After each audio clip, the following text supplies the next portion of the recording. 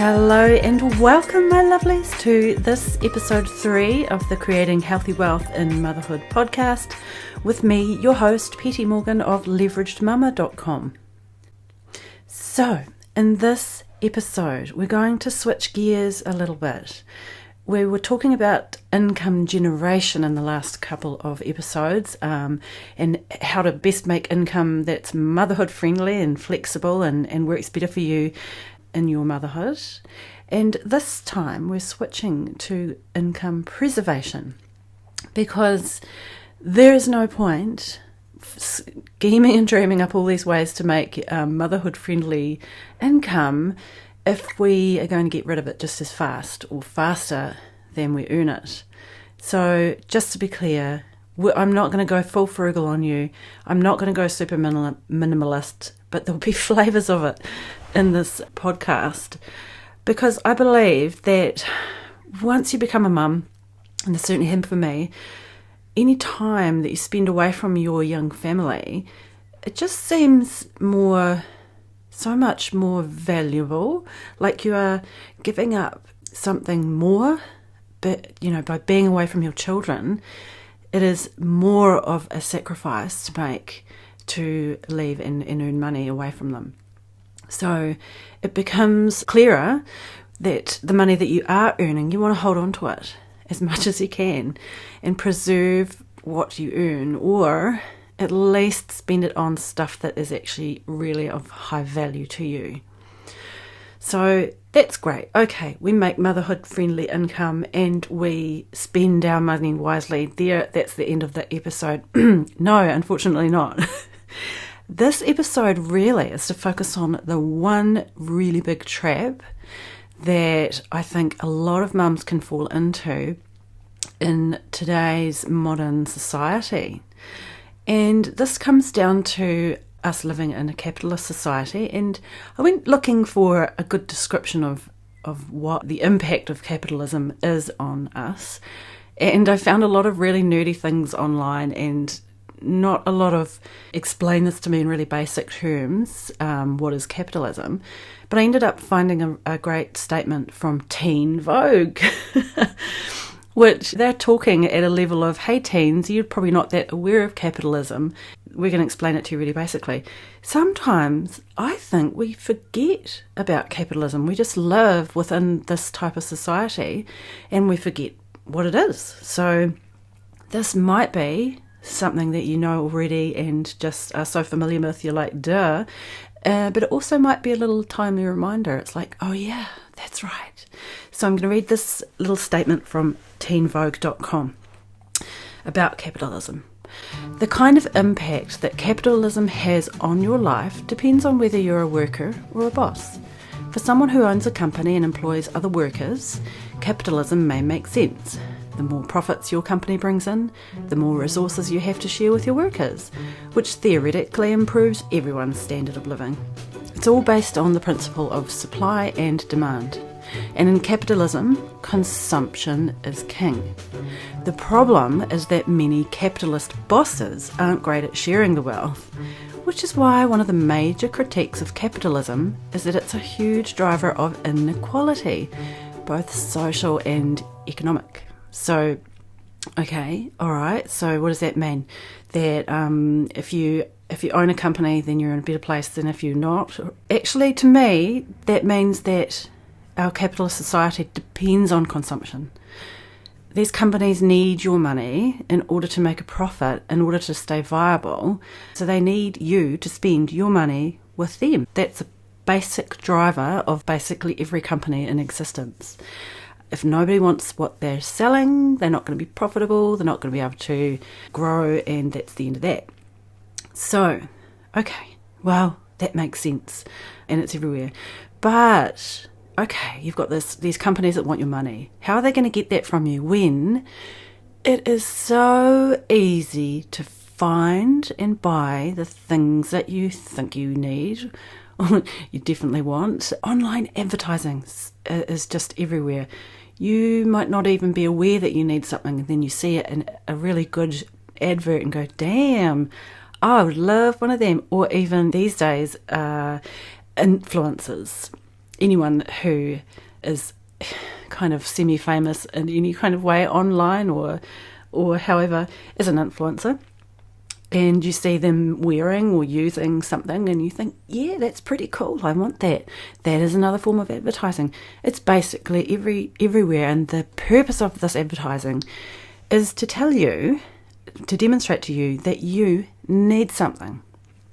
You are lacking something in your life, and your life would be better if you just had this thing.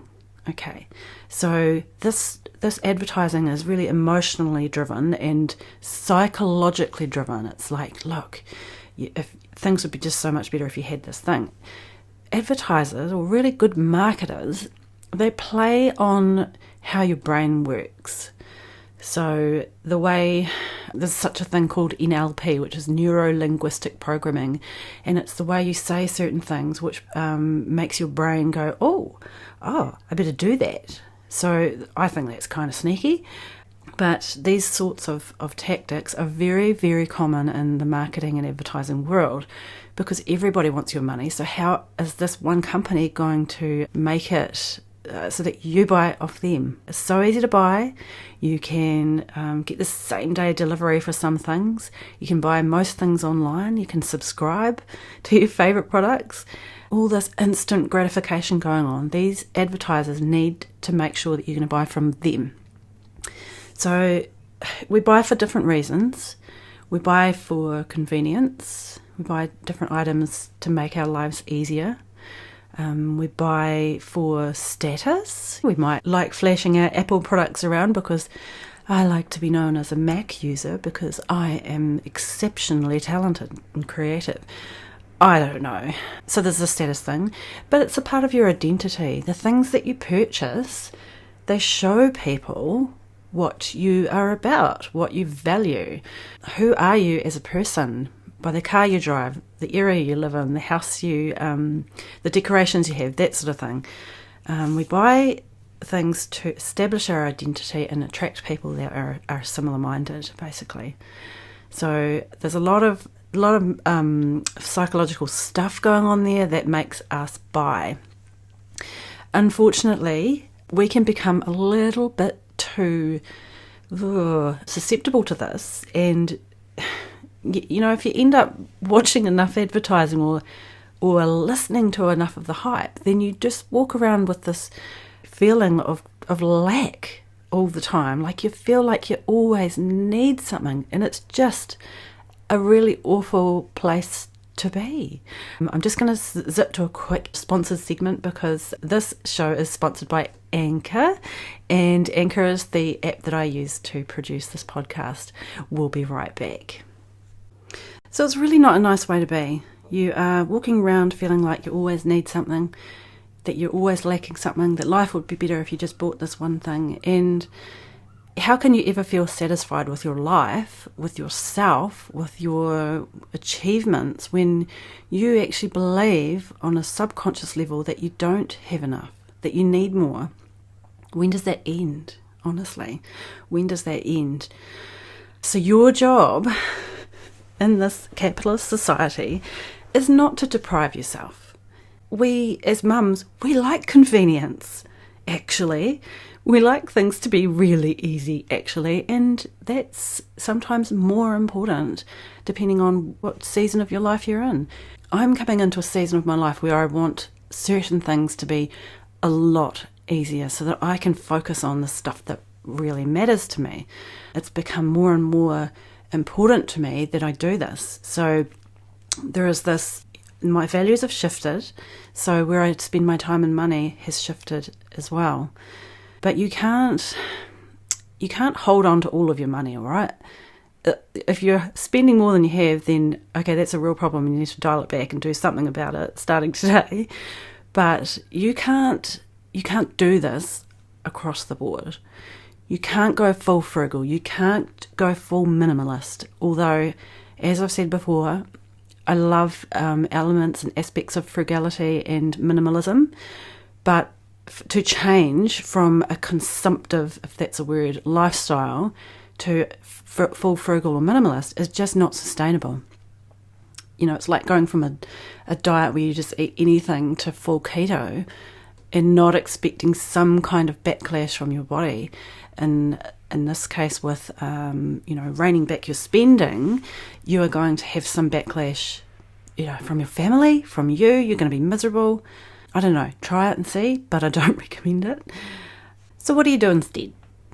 Okay, here's what I think might be a good solution to this problem we have in modern motherhood of spending too much on the wrong stuff when we work so damn hard to earn the money that we do. It's about spending more money on the things that you value and less money on the things that don't bring you a lot of joy. And what I mean by that is, I'll give you an example. So organic food is something that I value very highly, but it's very expensive if you compare it to not inorganic food or mass-produced or etc., etc. But for me personally, that's such a high value for me that I will spend the money on that. However, you should see my wardrobe, right? It's not that I don't value nice clothes. I love to have nice clothes. It just doesn't, I don't know, shopping bores the bejeegy out of me.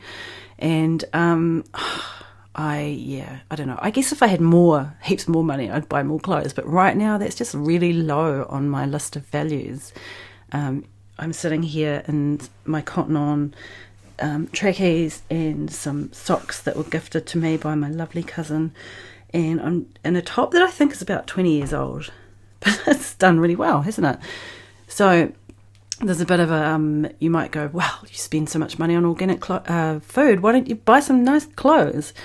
That's just because, in my mind, it's not as important to me right now. And when we have the level of money that we do now, you have to make decisions on what you spend your money on, for sure. So that's one example of spending more money on stuff that is more valuable to me than on things that are not so high on the value things. But you might be a different type of person. You might highly value having really well-made clothes from, the latest designer, that sort of thing. And that's your biz. Everyone's different. Everybody's different and everyone has different values. So all it takes is a little bit of awareness of your own values and mindfulness about where you are spending your money, and then you are on a more values-based spending kind of plan, I guess, if there is one. So if you look back to these companies and these advertisers and the excellent marketing that some of them have, and they all want you to part with your money, well, that's fine, okay? You are now aware, right, that everybody basically wants you to give them your money. It's really helpful to think like that because it's true.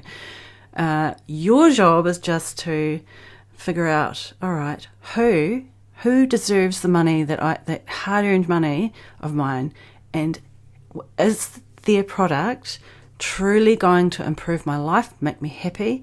Sometimes it's going to take some experimentation to figure that out. Other times you might just know, like, this is a done deal. I need this in my life. I don't care who I buy it from. The advertising doesn't matter. It's something that I value very highly and I need in my life. That could be anything, right?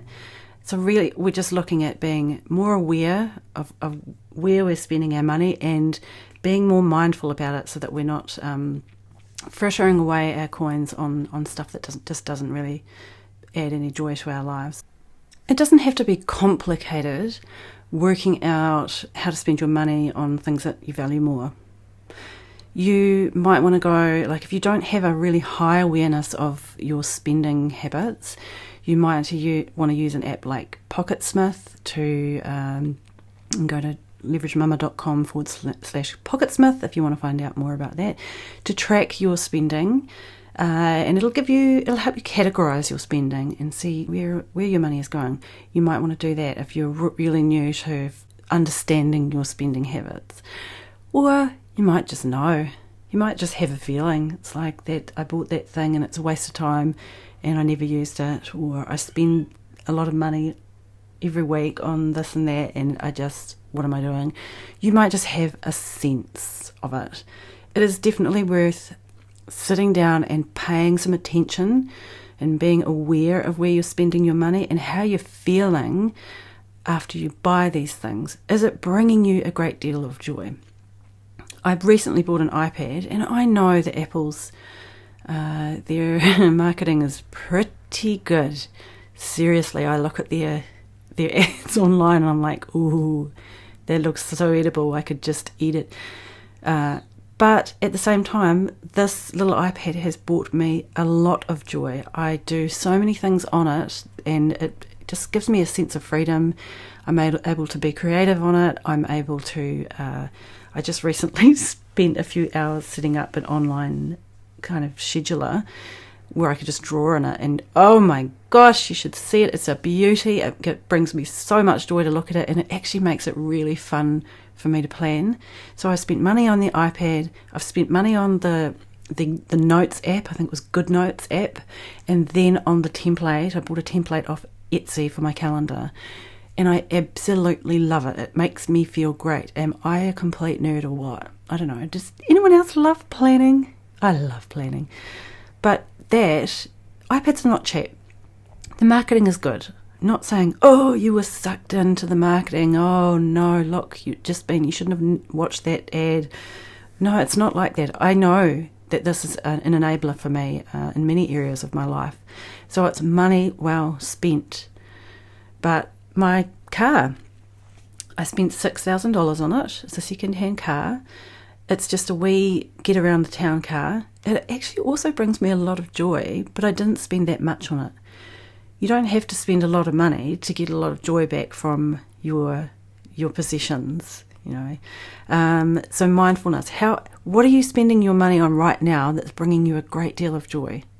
Think about that. What that means to you. What does this mean to you in terms of your values? What do you value? I know with the iPad, I value creativity, but also freedom. I can put it in my bag and take it anywhere. It's really portable. I've got my calendar anywhere I want it. I can note things down. I can make flaming podcasts if I want to. That I'm really aware of that. So I'm aware that one of my values is convenience and the ability just to be free. If it enables my freedom, I'm all over it.